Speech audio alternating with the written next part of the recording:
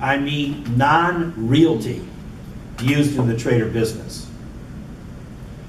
I want maybe one or two people to research ADR, asset depreciation range. That was the system of depreciation that was used for machines, for example, prior to 1/1 of 81. Bill, why do we have to know that? I was hardly even born yet. Well, a lot of that equipment is still around. We had a subsidiary that had some water filtration equipment. Now, under ADR, there were three choices of lives: a lower limit, a class life, and an upper limit. For water filtration systems, the lower limit was 40 years.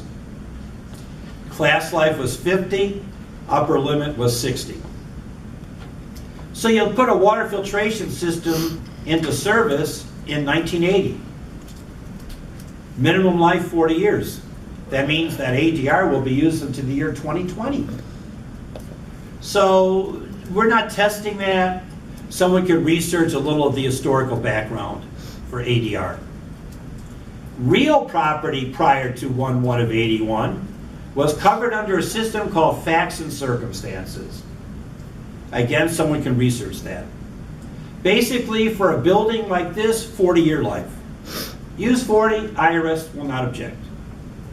The method of depreciation was based on the usage of the property. So residential rental property received more preferential treatment than would be an office building or a factory. Those are more historical now.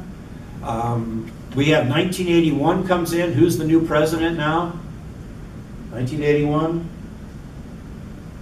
Reagan. Reagan, the hero of the conservatives.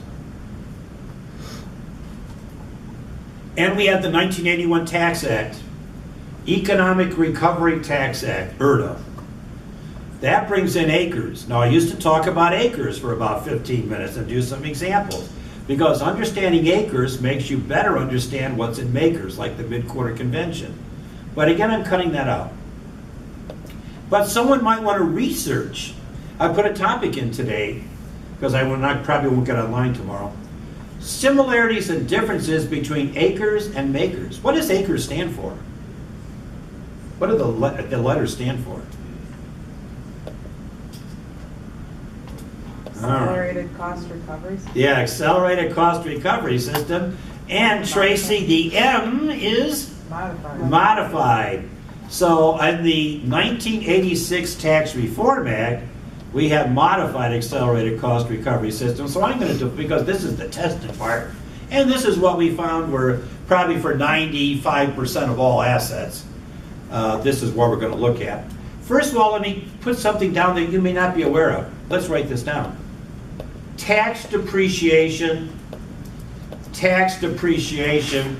ignores salvage value. Tax depreciation ignores salvage value. You know how in the accounting courses, remember we were always stressing, do not depreciate below salvage value. Cost minus salvage value. We don't recognize salvage value. We depreciate the entire capitalized cost. Another thing to remember is whatever system of depreciation was in effect when an asset is put in service, whatever system of depreciation was in effect when an asset was put in service, that's the system that you'll use for that asset until it's disposed of. That's why we still got some of that old ADR and facts of circumstances assets. Anyone know the form number for depreciation? Tracy? What? The form number for depreciation.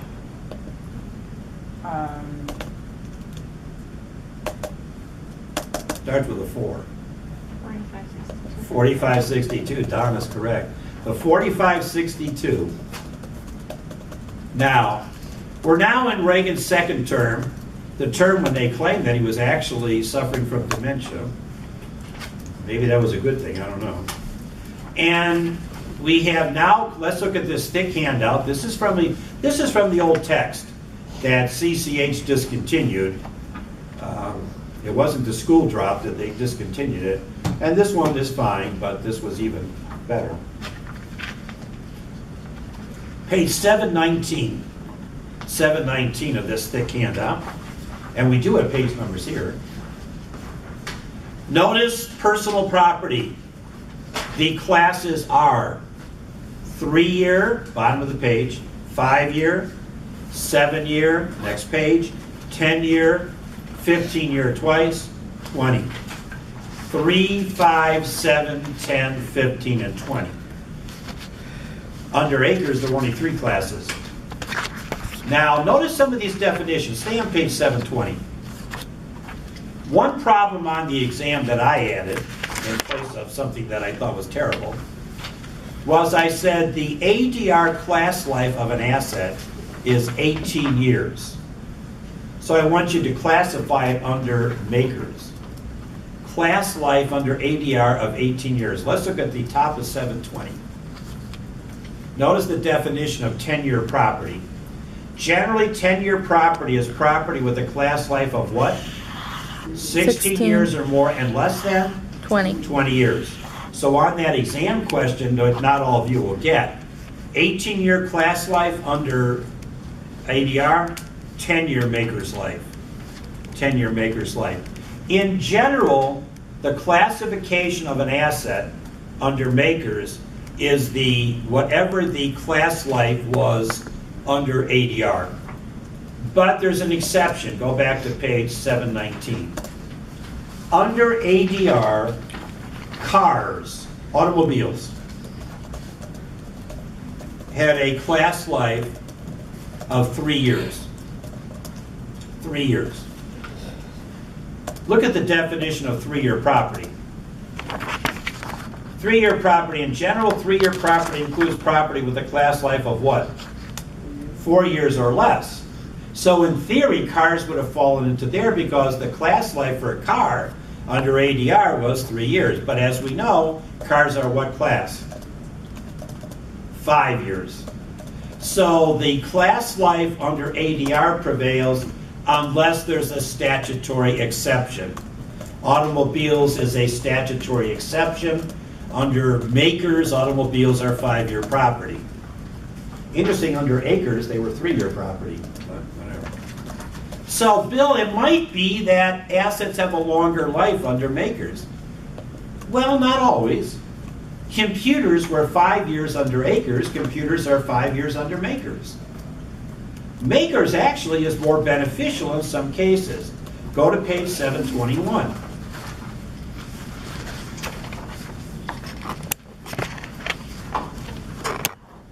Under acres, personal property was depreciated at 150% declining balance with a switch to straight line. 150% dB with a switch to straight line.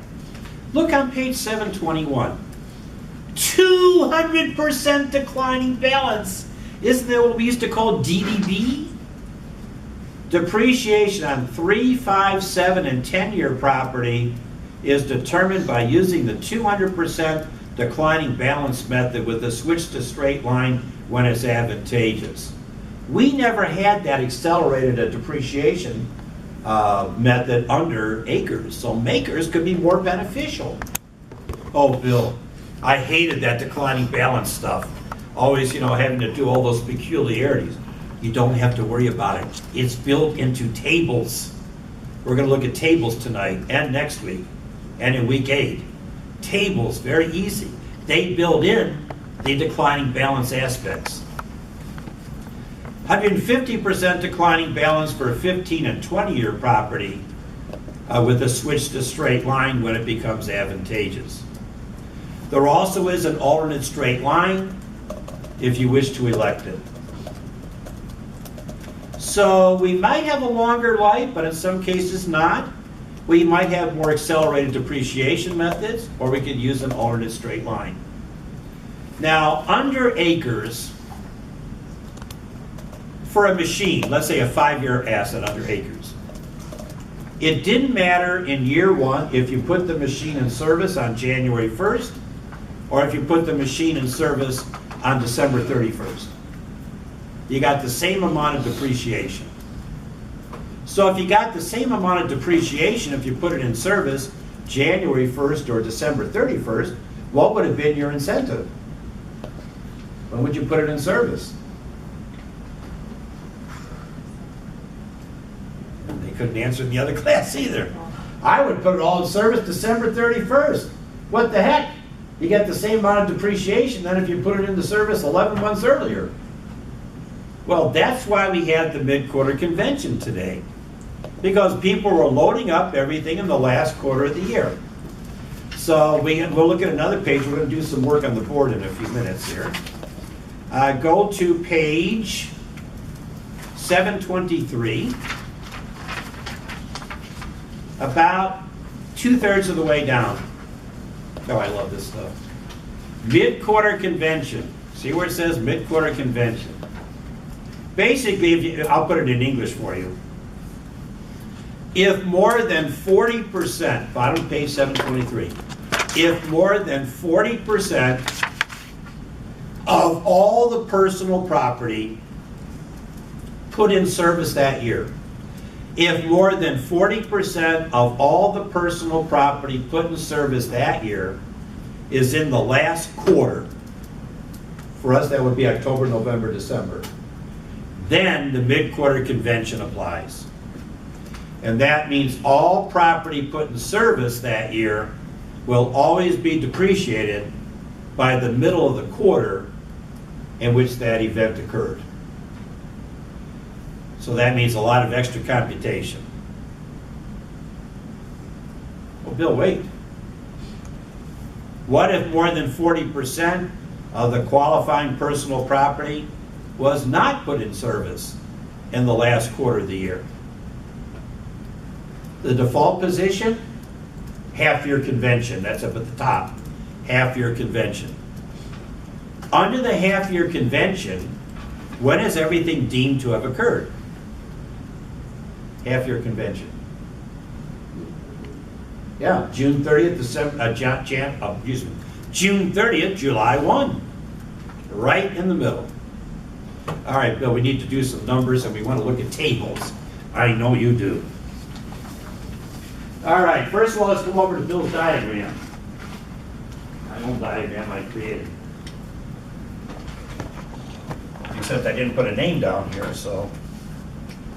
This is a diagram for the mid-quarter convention under makers. Sorry about that.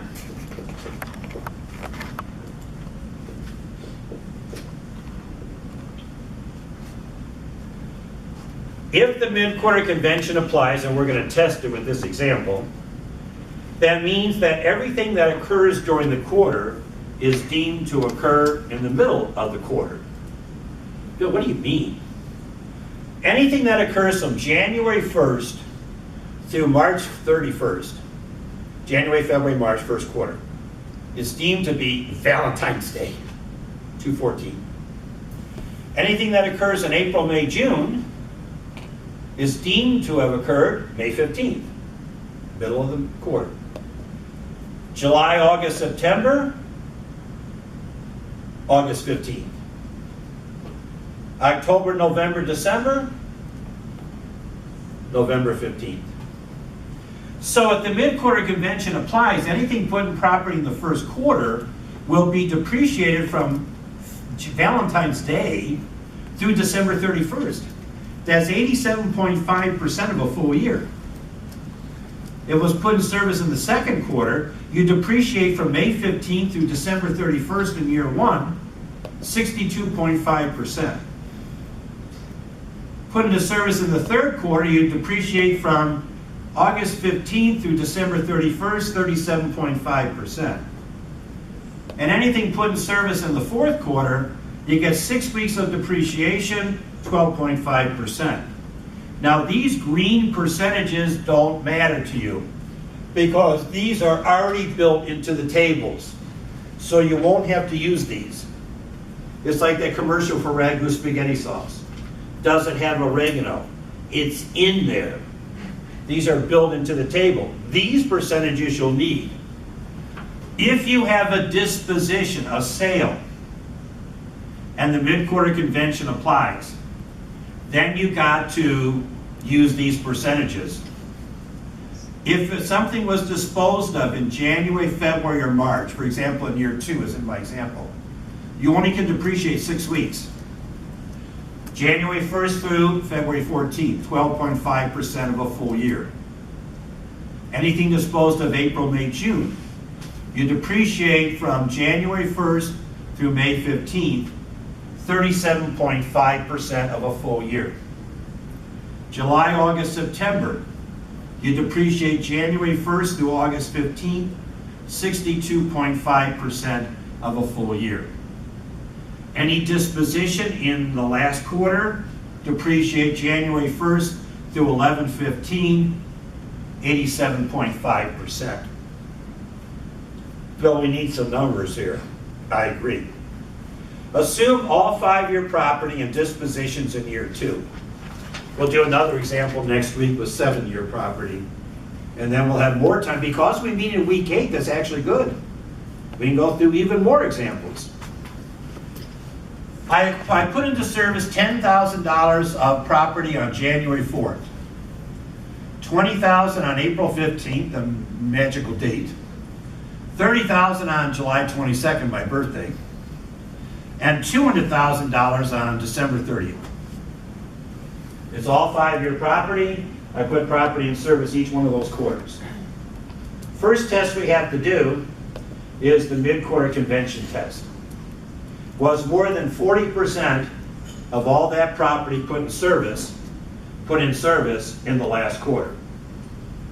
Well, 10 plus 20 is 30, plus 30 is 60, plus 200 is 260.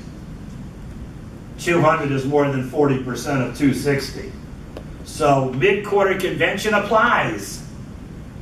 So we've got to depreciate for year 1 all of those properties based on the quarter in which they were put in service. So let's stay with the thick handout.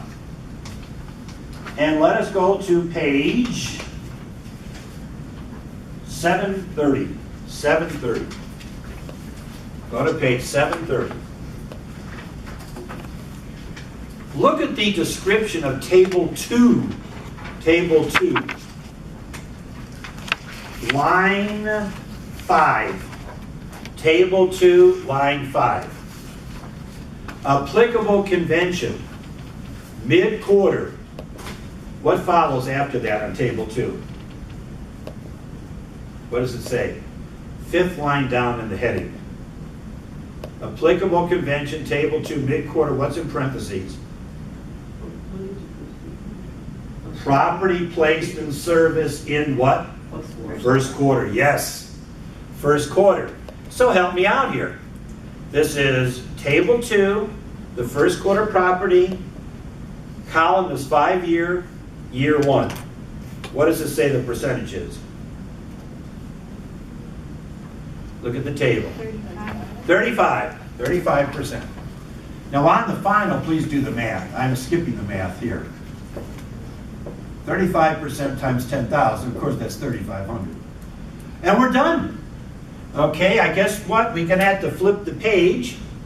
Flip the page to 731. Look at Table 3.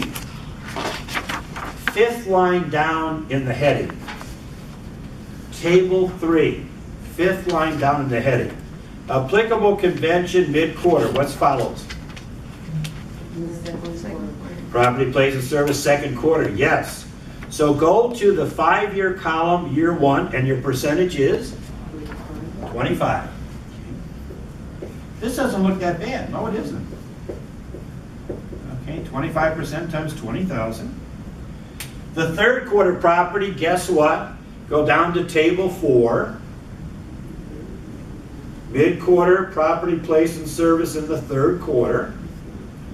Go to the 5-year column.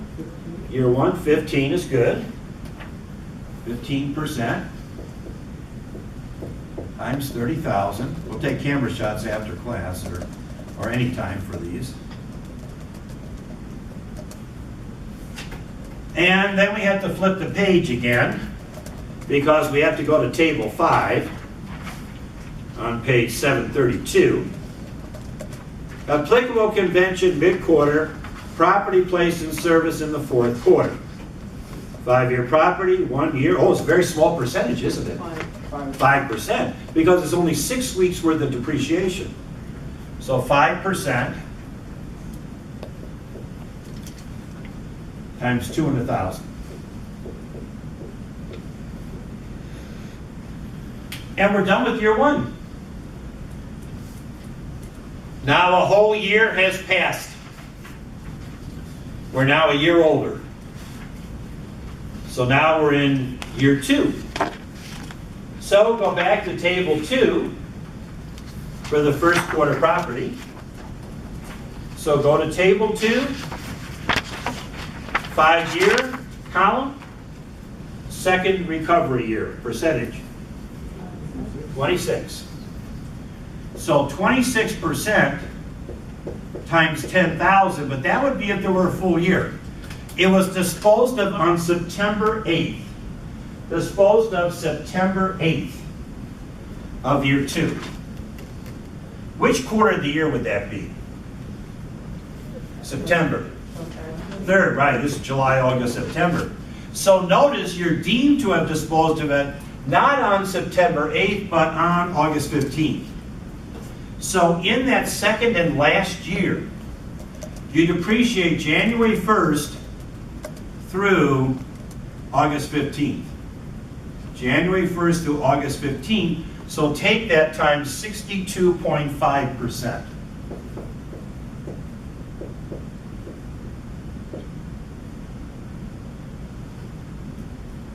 All right, go to table 3. 5-year property, year 2, percentage. 30. 30% times 20,000. But this was disposed of October 10th of year 2. What quarter are we in? 4th. So it's deemed to have been disposed of 11/15. So you depreciate January 1st through November 15th, or 87.5%, yes. These are kind of fun, actually. Thank God for the software makers, too. Okay. Bill, I'm completely lost. Well, write it down, look it over. 7-year property we'll do next week. So we'll have enough time for a repetition. This is not on the exam next week. This is final exam stuff only. Okay, let's go to table 4 for the third quarter property. 5-year property, year 2, percentage, 34.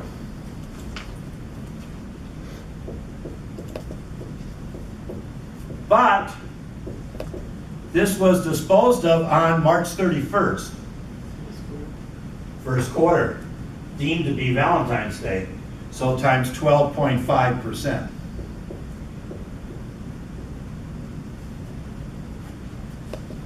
Let's flip to page 732.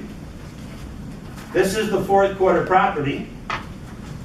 5 years, year 2, 38. So 38% times 200,000. Disposed of on April 1st, no April Fool. What quarter is that? Second. So it's deemed to have been May 15th, 37.5. Let's stop at that point first. Wait, so it's 37.5, oh, no. 37.5 is from 12/14 to 5/15, right?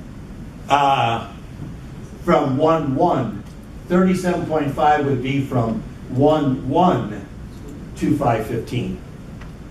Because we're depreciating in year 2 from January 1st through May 15th. In other words, the depreciation in year 2 starts on January 1st. The disposition is in the middle of the quarter. So in year 2, you start depreciating January 1st, and then if it was on April, it was anywhere from April 1st through June 30th. It would be deemed to be May 15th. And that's the 37.5. I'm not convinced, Tracy. I'm not convinced, but I'll look at it tonight. Okay, that's all right. Tomorrow. And we'll do an example next week with 7-year, and there'll be time because we had the week 8 meeting to be able to do more examples.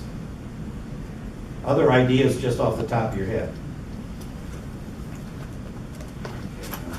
Bill, I either know it or I'm so damn lost I don't know what to ask. All right, that's all right. Now, let's change the facts briefly. Let's say that instead of this being 20,000, the fourth quarter property was 10,000. So we had 10,000 plus 20 is 30, plus 30 is 60, plus 10 is 70,000, assuming this was 70,000. What's 40% of 70? 28, please. 28,000. Oh, there's only 10. So more than 40% of the property put in service was not in the fourth quarter. So mid-quarter convention does not apply. So what convention would apply if mid-quarter does not apply? What's the default position? Half year. Half year. So it's the half-year convention. So that means we only have to do one computation. It's great. Go back to table 1, page 730, table 1. 5th line down. Applicable convention, table 1, half year. Go to 5-year property, year 1. What's our percentage? 20. So this would be 20% times 70,000. I know that's 14. I'm not showing the math here, but on the exam, make sure you do it. Year 2, percentage. 32 is right. 32% times 70,000, but wait. In year 2, there were dispositions on 9A, 1010, 331, 41. Under the half-year convention, this is times what percentage? Half year. 50%. Gary's right. Because the dates don't matter then. Everything is deemed to be on, I guess, June 30th, July 1st.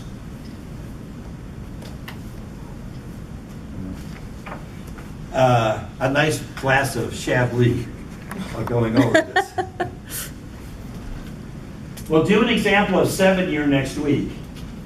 Again, also, a lot of students like to have something to read, and this does have a lot of good reading in it. Our book was kind of deficient here. Now let's come over here to this board. First of all, in the 1981 Tax Act, they created Section 179. This is additional depreciation that you can elect in the year certain types of property are put in service. I remember I was working with 2 IRS agents at CBI Industries. The IRS agent, Tom, was all excited over the 179 deduction. I didn't want to burst his bubble, but under ADR, the predecessor system, there was additional depreciation that you could have elected. So with the new system of depreciation, this was really meant to provide the same type of additional depreciation. Now, the 4562 depreciation form, if you look at that form, the first part of the form is called depreciation and amortization. And the first part of the form says, election to expense assets, Section 179. Basically, it's advanced depreciation. And it appears on the depreciation tax form. In 2 weeks, in week 7, we'll talk about depreciation recapture. It's depreciation. It's depreciation you can elect, if you wish, on certain types of property. Obviously, it's meant to stimulate investments. So let's come over here to section 179 deduction.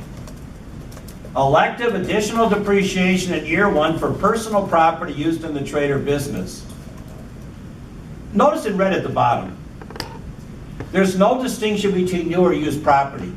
This is a major change because under prior systems, before we had makers and acres, it used to be that new property received more benefits than used property. Now they're treated equally. Not eligible for the 179. Real property. Real property and real property components are not eligible for 179. Personal property not used in the trade or business. It might be depreciable, but it's not used in an active trade or business. Property received by gift or by inheritance is not eligible for the 179 deduction. Property from related parties, well, that's self-evident because related party transactions are not at arm's length. Now, we've had some posting already in the online discussion showing that for the year 2015, if there's not an expansion of this, the 179 deduction is going to go way down. But I've been hearing that for the last few years. So I think it'll be extended again. The same rules we have now, we've had since I think 2010. They keep extending it 1 year at a time. Let's take a look at Bill's example. Next week we'll do another example like this with different numbers. I have a $2,200,000 piece of equipment. It's 5-year property, half-year convention. I want to elect the maximum amount of depreciation in year one. Maximum amount of depreciation. First of all, I'm going to elect 179.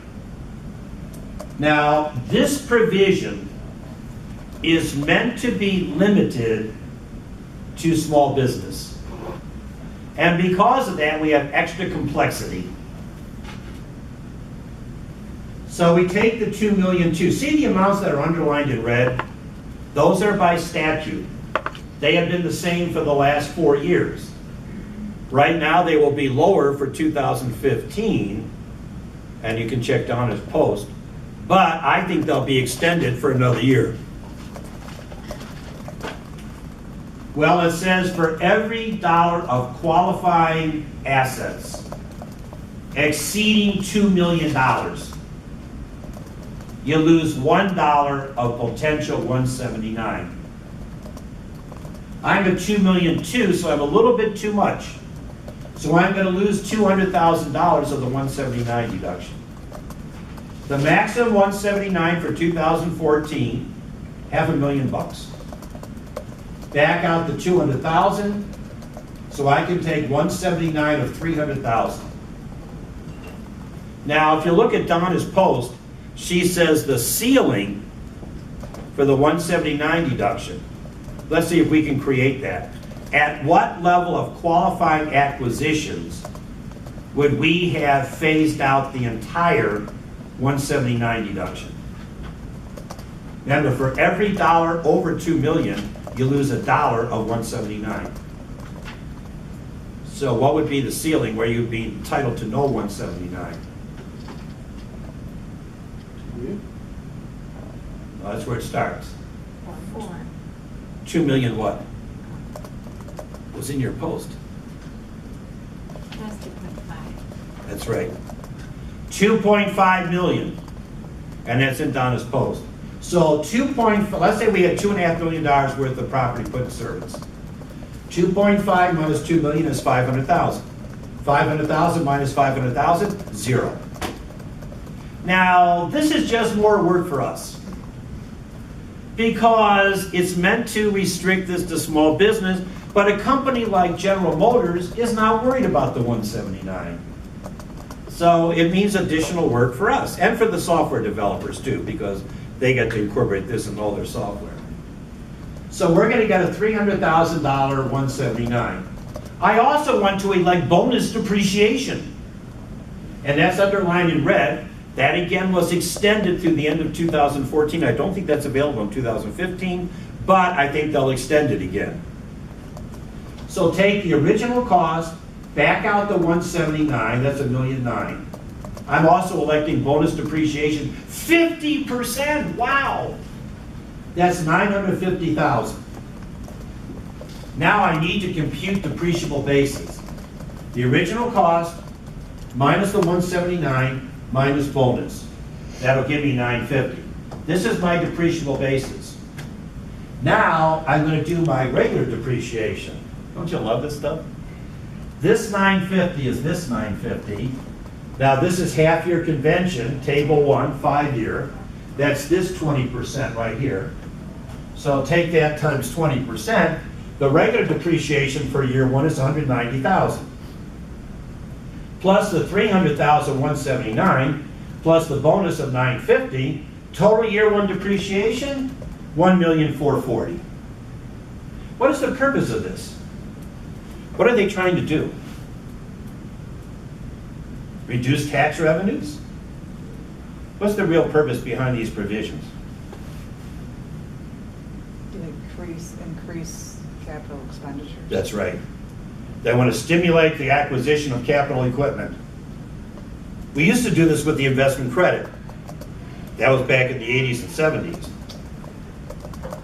And we had advanced depreciation then, but now we have 179 in bonus. In year 2, this is the 32% that's here.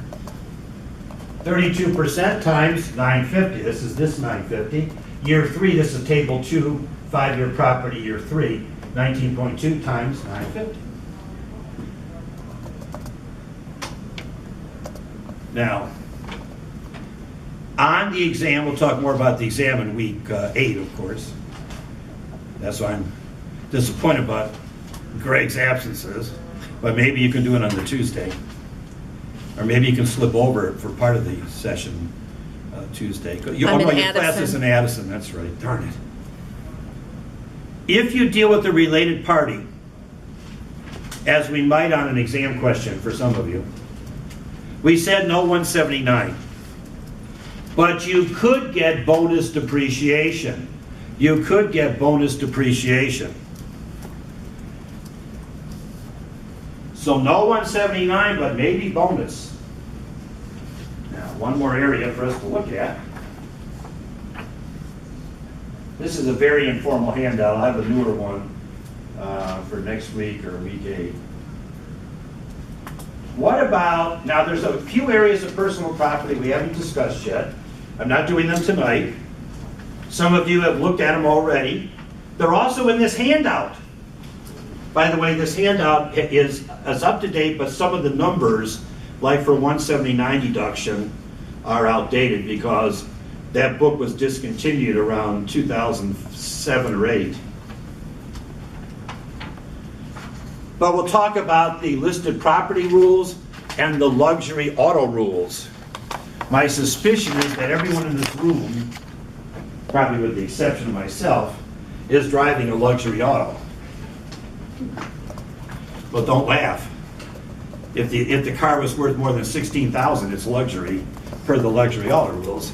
Although you wouldn't consider that to be a luxurious vehicle, would you? We'll see that next week. But I want to give you some more complexity so you can absorb it today. So let's go back to the thick handout. And we'll go on page 720. 720. We're kind of wrapping up here. I feel good. Plus, I enjoyed our events next door. Oh, yes, go ahead, Barry. Going back to the bonus depreciation, you may have mentioned it, but is there anything that's not eligible for bonus depreciation? A very interesting point. Even real property would be eligible for it, that is my recollection. And if I'm wrong here, someone please check for me in the posting. There were some posts on bonus. I'll have to look at those again myself, but take a look. My understanding, that's an excellent question. I thought the bonus was available for, well, and you know, I'm not sure because, wait, real estate under makers is only straight line. So I'm going to change my response and say, no, I think not. But please, I learned from you guys. please, I'll check the posts that have already been made. I was only looking at the 179 part. I'll look more at the bonus part. And if it has not been covered in the previous post, because now I'm changing my answer to no, please someone reconfirm that. I have a feeling because straight line is all that's allowed for real property, probably only personal property, meaning non-realty. Non-realty. So I think I spoke too soon, because that would defeat the whole purpose of restricting it to straight line. So I'm thinking just, it's interesting, real property not qualifying. The definition of 179 property is property that would qualify for investment credit under, I think it's either section 38 or section 48 of the code.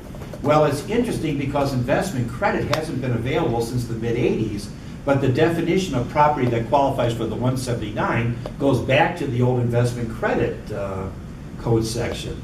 So I think not, but that was an excellent question, Barry. So I'm going to switch my answer to no, but I can be wrong too. And I'm not hurt if you prove me wrong, because it just helps me to further my knowledge. So I'm saying no, that cannot be real property. Now let's go to page 720. And in under acres, we had only one classification of real property. Makers created two, of which now there are three, but we're not going to study one of them. Look at this. Tell me why Congress is insane. 27.5-year residential rental property. If we're in Congress now, let's say this is the Democrats here, these are the Republicans on that side, couldn't you agree on an even number like 27? It's like these guys want 27, you insist on 28, there's no compromise. All right, 27.5. Jesus. Ooh, look at this. Remember how prior to acres, there were preferential treatment given for apartment complexes? Under acres, it didn't matter what the use of the property was. Now we go back. Residential rental property gets a lower life, 27.5 years. Under all the real property, it's only straight line depreciation, but you get a shorter life. What if it's not 27.5? Well, we're going to skip the 31.5 and we're going to take it as 39. Any real property put in service now, under makers, is either 27.5 or 39 year. Now, you like these percentage tests, don't you? You got another one. 27.5 year property is property where 80% or more of the gross rental income, 80% or more of the gross rental income is from dwelling units, where people live and sleep. They say if you live in one of the apartments, that's your dwelling, right? So that would count. If more than 80% is not for dwelling units, then it's 39-year property. Let's take a look at Bill's example. We have a new one a newer one next week with a different conclusion. This is when I was raised. We lived in an apartment building at Central and Fulton in the city, in a neighborhood where it's probably unsafe for me to go now. And on the first floor on Central Avenue, there were 3 stores. And then there was a courtyard on the side where we lived, and there were apartments on the upper floors. This is the type of situation. We have building with stores on the first floor. Rent is $8,000 a month on those stores. And apartments on the upper floors where the rent is $40,000 a month. $20 million building, acquired September 10th of 06, disposed of Halloween of 07. First, we need to classify the property. It's rental, so it's either 27.5 or 39. If it were a factory, we wouldn't have to do the test, because a factory, let's say that we own for our manufacturing, is not rental property. Well, the rent, $8,000 on the stores plus $40,000 on the apartments is $48,000. That's the total rental income. Take 80% of it. That's $38,400. So if the rent on the apartments is greater than $38,400, it's 27.5. What was the rent on the apartments? 40. Does 40,000 exceed 38.4? Yes. So this is 27.5-year property. Next week, I'll show you one where the answer is no, and it'll be 39. On the exam, it'll be one of the two. You want to use tables again, don't you? But you want horizontal tables, so go back to the thick handout. Let's take a look here. Let's go to page 737. Now we get to turn the sheet sideways. 737.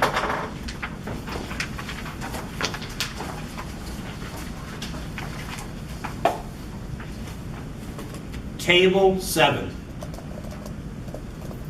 Table 7. 27.5-year residential rental properties, straight line, applicable period 27.5. Ooh! Applicable convention mid-month. Now that is also in this thick handout. I'll just paraphrase it, but I'll give you a page reference for that. That appeared on page 723 in the middle, mid-month convention. Basically, it assumes that everything that occurs, what do you think? Mid-month convention. When do you think everything occurs? Middle of the month, yes, yes. Now, ooh, look at the way this table is set up, table 7. The 1 through 12, the headings, these are the months of your taxable year. On an exam, we will be calendar year. But if you were a June 30th year end, then month 1 would be July. Now let me see, this is calendar year company was put in service on September, that's the 9th month, 10th. So go to column 9, what percentage do you see there? 1.061, now please be cautious. There's a lot of pressure on exams, isn't there?